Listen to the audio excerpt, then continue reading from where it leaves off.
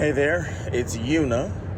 I'm back with another video, and this is basically just a video to talk about my personal experiences within the Black community, in particular the hood culture aspect of the Black community and its negative and ill effects on the mind psychologically. I'm using a lot of my personal experiences and stories in hopes of just kind of being able to, talk and get this stuff off my chest. But maybe also someone may find my videos helpful or something that they can relate to kind of get some conversations going as far as whether there are solutions or if it's just something that, there's not really a solution, unfortunately, but it's just more or less like finding other people who are like yourself, and, just kind of getting some encouragement, essentially, that, we can get through this. So today I wanted to cover a topic, generational curses. We've heard this phrase over and over again for countless years, and essentially what it seems that the public views a generational curse as is something that is passed down from generation to generation that is negative. And that negative thing could be financial illiteracy, not knowing how to use, not knowing how to handle money. And if you don't know how to, or should I say, if you as a person don't know how could you possibly pass it on to your children? Another generational curse could be health. What we eat, what we consume. If we don't go to see a doctor regularly, if we don't go and get physicals, if we don't go to the dentist, if we have some sickness or illness and we just believe that, hey, I'm just gonna sit through this and not deal with it, that can be considered a generational curse too. Mental health. Not going and seeing a therapist, or if you're a person who's against therapy or feel like it's pointless, doing something essentially to better your psychological situation.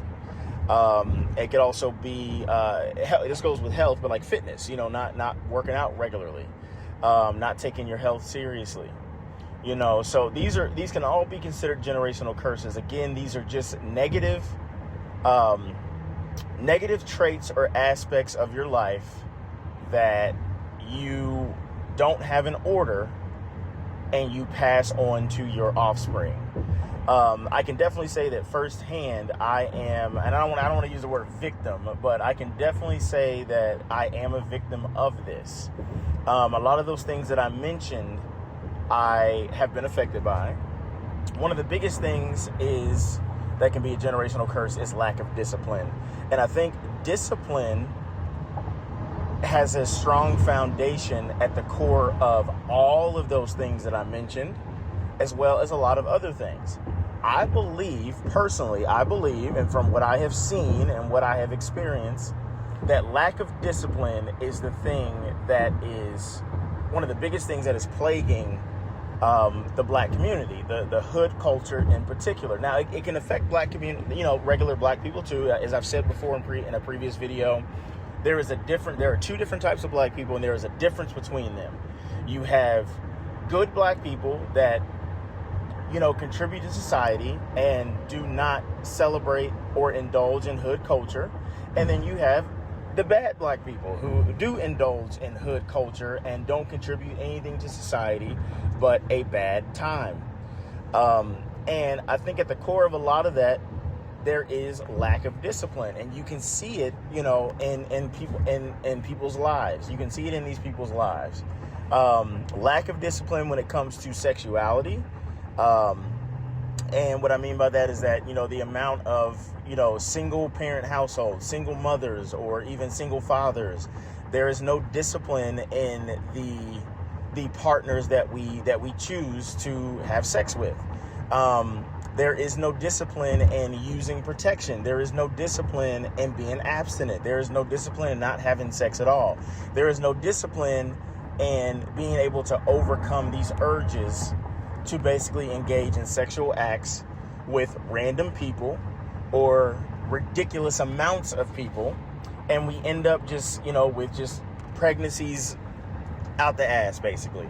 And all these people who do not want to take accountability for who they sleep with, who they have kids with, or don't want to take responsibility for the kids that they have as a result of the decisions that they made. Lack of discipline when it comes to time management.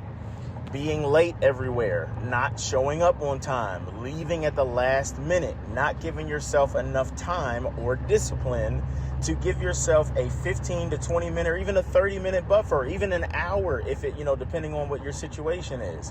Whether that's showing up to work late, showing up to a social gathering like a birthday or a dinner date, showing up to a date late. There is no discipline when it comes to time management. There is no discipline when it comes to emotions.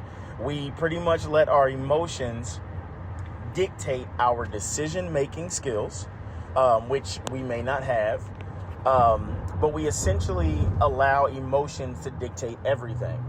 You can experience sadness and anger and joy, but a lot of times when it comes to anger, our emotions allow us to say and do really disgusting things to each other. And yes, you can say that, and a lot of people always say this, it's not just black people, it's not just the black people. No one is saying that. No one in their right mind believes that only black people or hood culture has these issues. What the argument tends to be is which culture seems to display these negative attributes on a consistent, regular basis.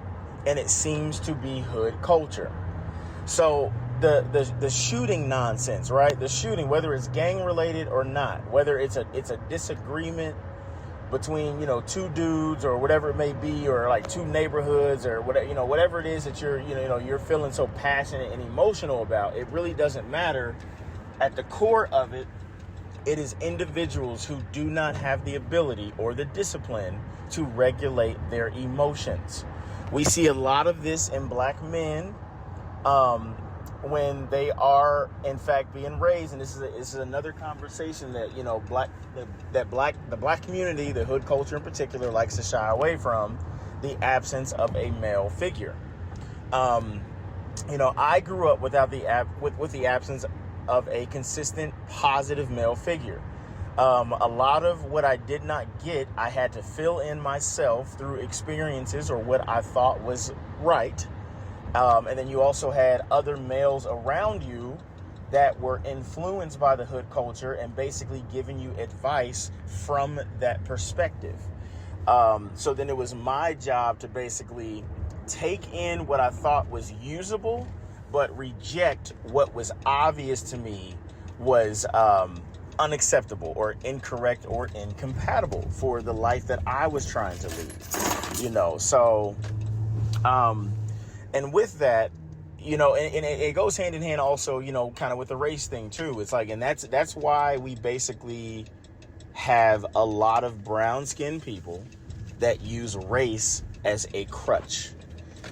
Because of lack of discipline, I am basically pushed out into this world that is expecting me to have discipline as any, functioning adult should have, or any functioning individual, especially after a certain age. You're pushed out into this world where a lot of people do have discipline. They're not perfect, but they have discipline. They grew up with, discipline and boundaries to allow them to function as a person in this society. If I, as a black person, did not get that, I essentially got chaos with no structure, no discipline. Then I'm going to go out into the world with that perspective and with that experience. And when the world pushes back against me and they say, hey, we don't want to deal with that, naturally, the first thing that a person like that is going to go to is, well, that's because you're racist. That's because you don't like my black skin. That's because you don't like me. That's because you don't like black people. You insert whatever you want in there. But that's really what it comes down to. It can't possibly be me as the individual who has the issue. There can't be legitimate, grievances or complaints about my behavior as a person. It can't be my character. It can't be the type of person that I am. It can't be my lack of a value system. It has to be because of my brown skin. So with that perspective, going out into this world, how could you ever be held accountable for your actions?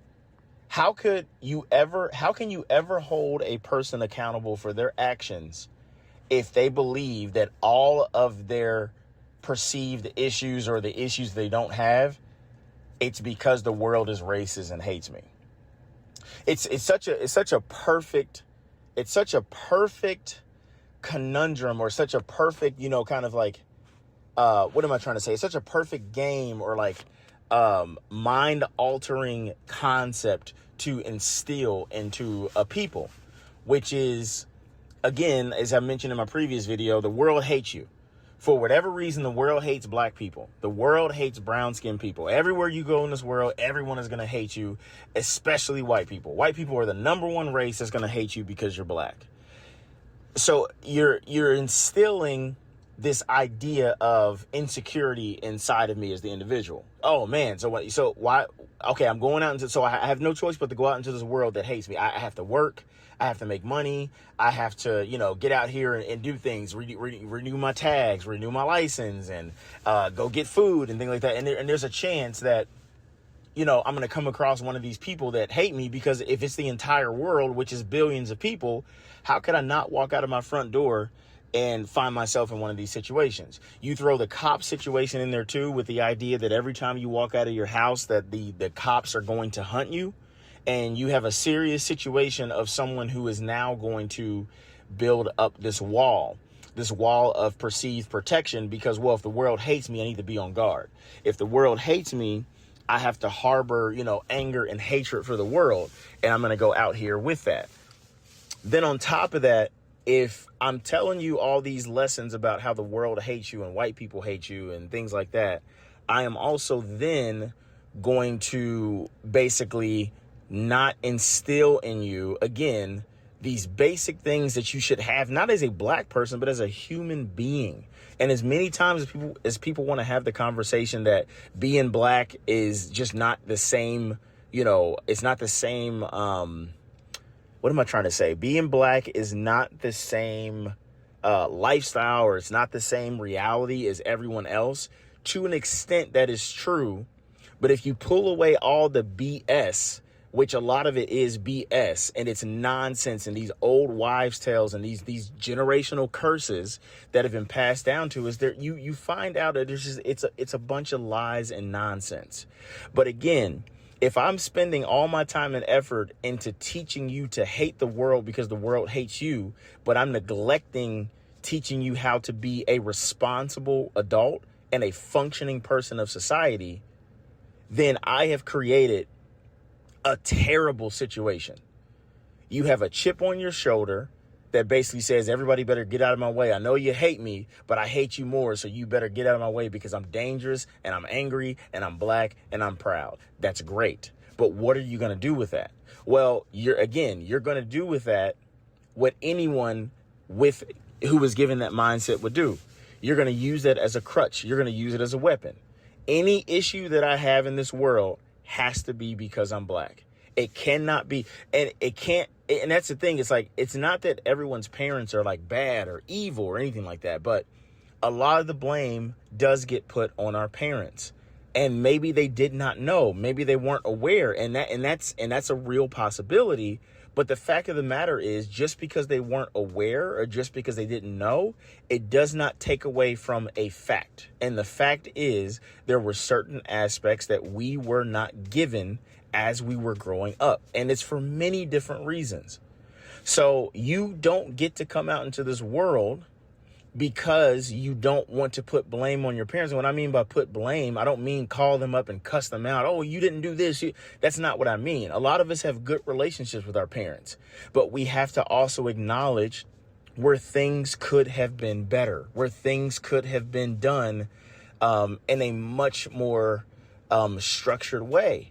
And due to not having that structure, we are suffering for it in the same way that they suffered, right? We're suffering for it. So one of the worst things that we can do is get out here and put all the blame on the world, or put all the blame on white people, or put all the blame on a person or a situation that had nothing to do with what we're going through. Now, again, if you want to go back and say, well, if we go all the way back to slavery and we talk about the effects and the ripple effect that had from then, okay, fine. If you want to take the time and do that, you go right ahead. And I do believe there are some connections there. But what is that going to do for what your situation is, for what your current situation is now in this day and time? Especially if you're not going to acknowledge the part that you played in it, the part that your parents played in it, the part that your community played in it, the part that your neighborhood played, the part that your family, your friend, like the list goes on and on. We will ignore and completely disregard or give a pass to the actual things that have shaped our lives, all for the sake of towing the line that life is unfair because we're black. There is no growth in that. There is no success in that. And the same thing goes with, like, if you have faith, and that's a whole nother conversation that, black people need to have, or black people like to have, I should say, which is the God and the Christ that we know, or we've been taught, is the white man's version. All right, fine. Okay. Whatever it is, whether it's God, whether it's Christ, whether it's your own ideas, there needs to be something that is at the core of who you are as a person to help you live this life the way that we are supposed to live it. So even with that, if you are a person that has faith or you believe in God, we have no discipline to pray on a regular basis. We do not wake up and pray as we should. This is not everyone. If this is not you, then it's not you. But I'm talking to the people that it may resonate with. And this is myself included. I do not pray consistently like I should. I pray if I remember, if I think about it, if I'm having a really bad situation. I have a very difficult time praying when things are going well and being thankful, because it's very difficult to be thankful and to try to, keep your perspective positive when you are going through such a terrible time. So I'm guilty of that as well.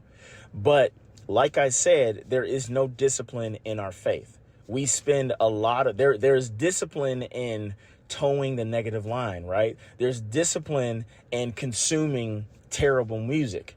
There's discipline in doing terrible activities, whether it's and terrible is in, depending on how you indulge in it, getting drunk every day, getting drunk every weekend, getting high all the time, like you're running from something and you're basically trying to patch a wound by doing things that makes you feel good. But in the long run, they're hurting you. And then if you have children, you are doomed to pass those generational curses, again, as they call them, on to your kids. A generational curse is nothing more than an area that someone lacked discipline in to make it a positive aspect. A generational curse is nothing more than a fancy way to say, hey, this is an area where there was no discipline. That's it. No matter how cute we want to make it, or what word or what phrase you want to give it, that's it. It is nothing more than that. It's a fancy way to say this is an area, or my life has no discipline. And until we start to hold ourselves, most importantly, accountable, and hold the people accountable, and again, not in a confrontational way or a confronting way, but just acknowledging what they contributed to us, and acknowledging that our lives are in our hands. Our lives are in our hands. It is on us as each individual to make something out of our lives. And if you want to put faith in there with God, then we have to be more consistent with that. We have to be disciplined with God. That's what he wants from us. But if you're a person who does not believe in God, or you believe, again, it's the white man's God, again, that's fine. But you need something, because this is difficult. This is hard. This stuff is difficult. And I don't know how long we're going to continue to suffer before we just realize that maybe it's not everything outside of me. Maybe it's not the world. Maybe it's me. Talk to you soon.